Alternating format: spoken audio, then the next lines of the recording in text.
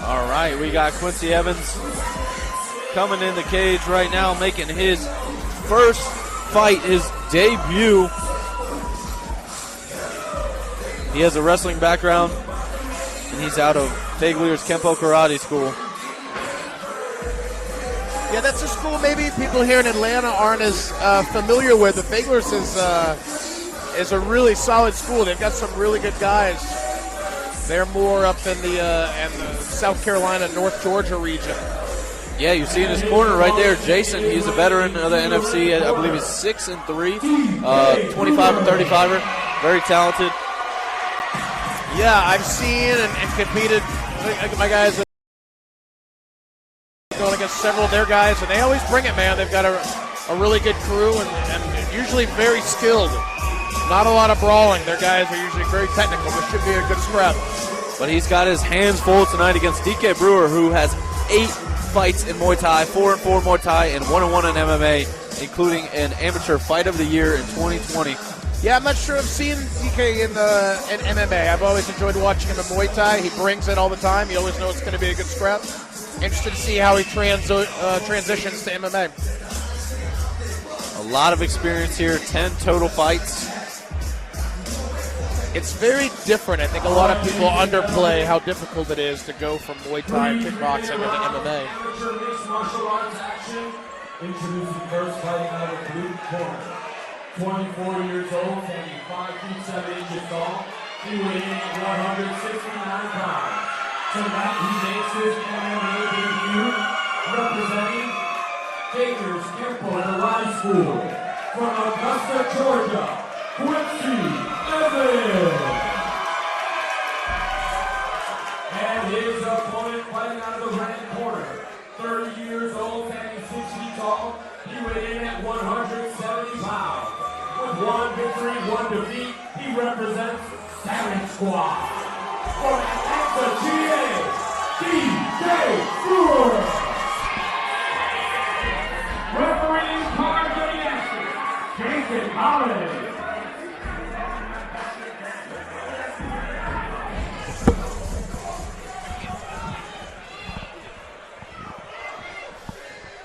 Here we go as we get into fight number 10, DK Brewer and Quincy Evans.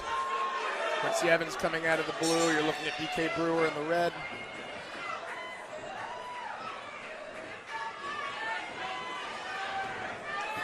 Quincy Evans trying to stalk DK Brewer. Looking like he's trying to, there he goes for the double leg. DK with some good defense right now. They got an over-under. Good knee. Throwing down right in front of us. And Quincy's got his hands locked right behind DK Brewer. Looking to drag him down to the mat. And a big slam. And right off the rip, his DK's grappling is going to be tested. Let's see what he can do here from the bottom. You know, that's one of those things we're talking about, the transition over. You know, it's not just going from kickboxing to MMA. It's more than just grappling. I mean, it changes the distance. It changes the defense. You saw when he went for one of those right hands, Quincy was able to capitalize and ended up with a takedown. It changes everything. So you see here, Quincy's got DK straight up in his corner, looking to get some advice. But DK up on his feet. He let him up rather easily. And they're separated. Let's see what DK looks to do here. You see him stalking, wanting to take away that distance, get grimy with it, capitalize on some of the big shots. Big knee up the middle, but Quincy's on him. And DK is looking to get that high elbow guillotine. That looks uncomfortable. Oh, wow. And a huge slam. Props to DK. He did not let go at all. He did not, and it looks like he's got this locked up. This is not a good spot for Quincy Evans here. Referee's checking. Wow. He's out. He is out, DK Brewer. takes the huge slam, gets the guillotine.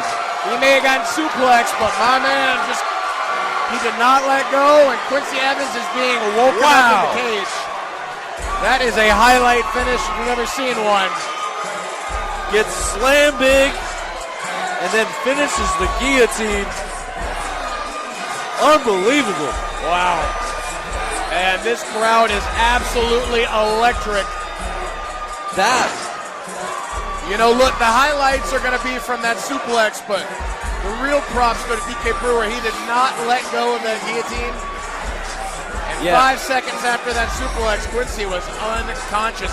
If anything, it might have sunk it in even deeper. Most guys would have let go of that guillotine. I know I would.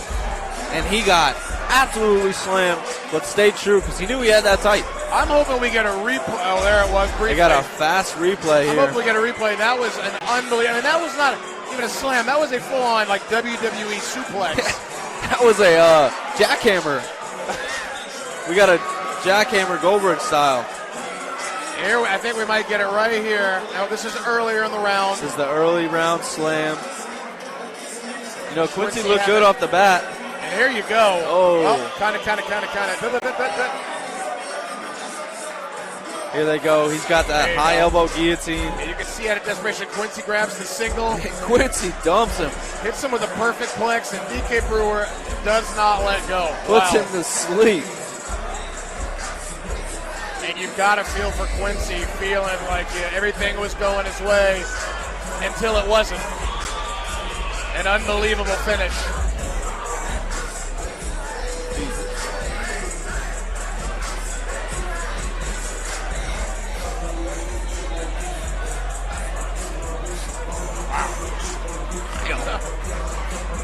Unbelievable. As the crowd came completely unglued here. One of the best finishes I've seen this year.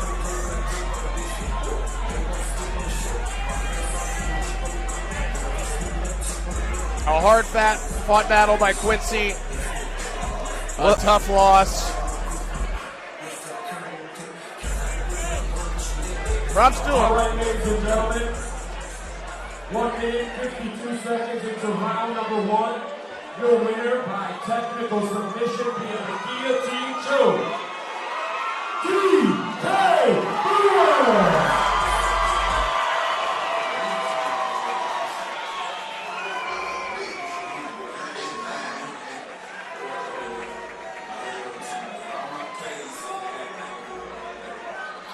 Wow. Hey, look, for fans at home, just know this is not a wrestling ring. That canvas is not soft. When you get slammed on it, you feel it. Underneath there is just plywood, and that's it. And a small mat. Wow. Let's take it to Kimberly.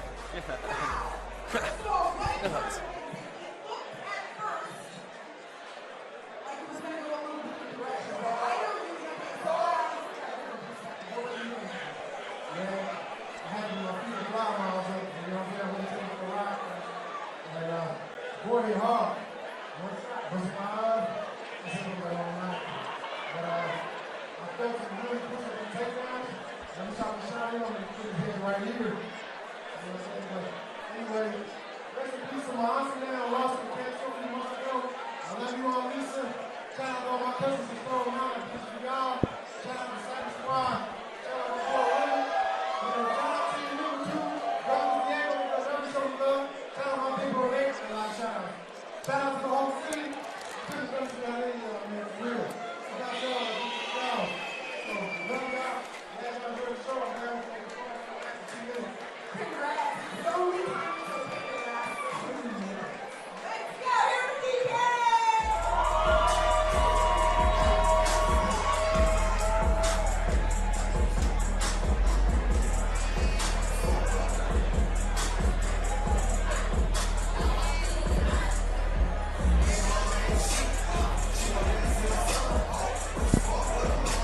There you go. Words from the winner, DK Metcalf.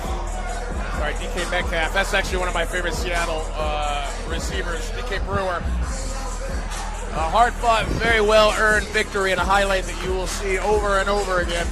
Coming up next, is one that I'm partial to, and frankly, the fight I am most excited about, as John Morehouse gets ready to square off against Dylan Salvador. Zach, what do you know about Dylan Salvador?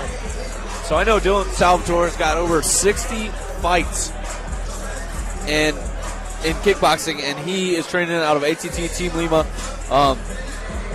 He's a veteran of the game at 27 years old, and I know I was there live for his first and only MMA fight.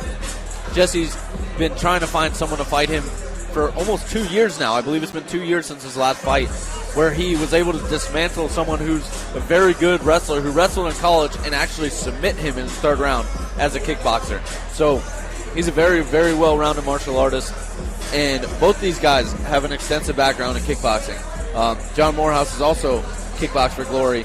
So this one should be one of the best fights of the night right here, kicking off our pro fight card. Yeah, this is a treat we aren't typically given here on a local level, with two guys that are world travelers like this. Both of these guys have fought the who's who all over the world. I mean, Dylan Salvador, as Zach alluded to, has fought 60 to 70 professional Muay Thai and kickboxing fights. This guy has fought Bukau. Right? I mean, it is a who's who, and he is tremendous. Watch his highlight video. I was watching clips of him all of last night, and he is amazing. So I am very much excited for this one. You know, and it's not easy to match up guys like this. When you got a guy who comes in here and, you know, you look at his record, it's 1-0, you say, all right, well, what's the benefit of being guys 1-0 when you realize how dangerous his striking skills are? So, you know, John Morehouse, as Zach said, no slouch either. Both of these guys incredibly well-versed in all areas, but especially on the feet. This one should be fireworks. Yeah, John Morehouse is no slouch. He takes any fight anytime, just like we were talking about Germonta, but he does it at a pro level against a guy like Dylan Salvador. That's nothing to joke about right there. So we're looking for fireworks here. Both these guys coming in. John Morehouse 162, Dylan Salvador 157. Looking forward to this one. John's got the height and reach, but Dylan Salvador has got the experience. So this one should be awesome. Having a slight break right here, and then Jose's going to get us back to action. Yeah, we've seen some great fights tonight, but as far as the level of technique is concerned, it is about to take a very drastic step up. As you see the difference, you know, between guys who have fought 2 or 3 times versus a guy here that has fought more like 80 times and is incredibly composed. And, you know, as we go into the pro rounds, these will now be 5 minutes. You'll notice that there are no more shin guards, there's no more headgear. Elbows will now be allowed as well, adding an entirely new dynamic to our last few fights of the night here. I'm not sure what brought Dylan here to Atlanta or over there with Amir Dodovic at Gwinnett Training Academy. Amir, one of the more accomplished Muay Thai fighters and coaches here in the Atlanta area, so I'm sure he's getting in some fantastic reps. And, you know, it has been a nightmare to match him up. I'm excited that Jesse Wabel was able to make this happen. Props to John Morehouse for stepping in. I feel like a lot of the attention here, the build-up has gone to Dylan, but as you said, John Morehouse, very, very accomplished in his own right. Always game. And we're in for a treat being able to see him live and in person.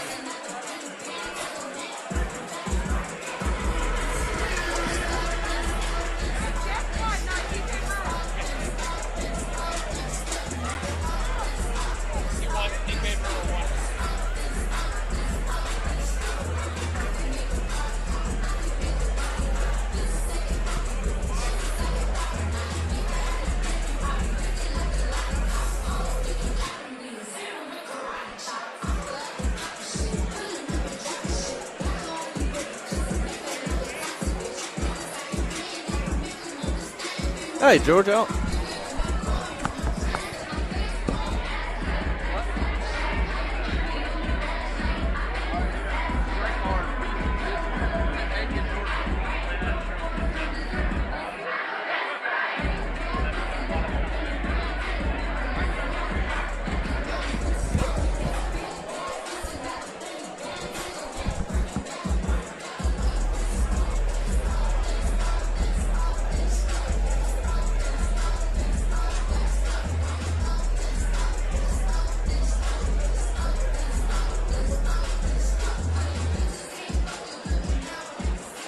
All right, ladies and gentlemen, we've got 3 fights left on our fight card. The shin guards are coming off. Their gloves are only 4 ounces. It's time for professional mixed martial arts action. Calling into the blue corner, John Morehouse.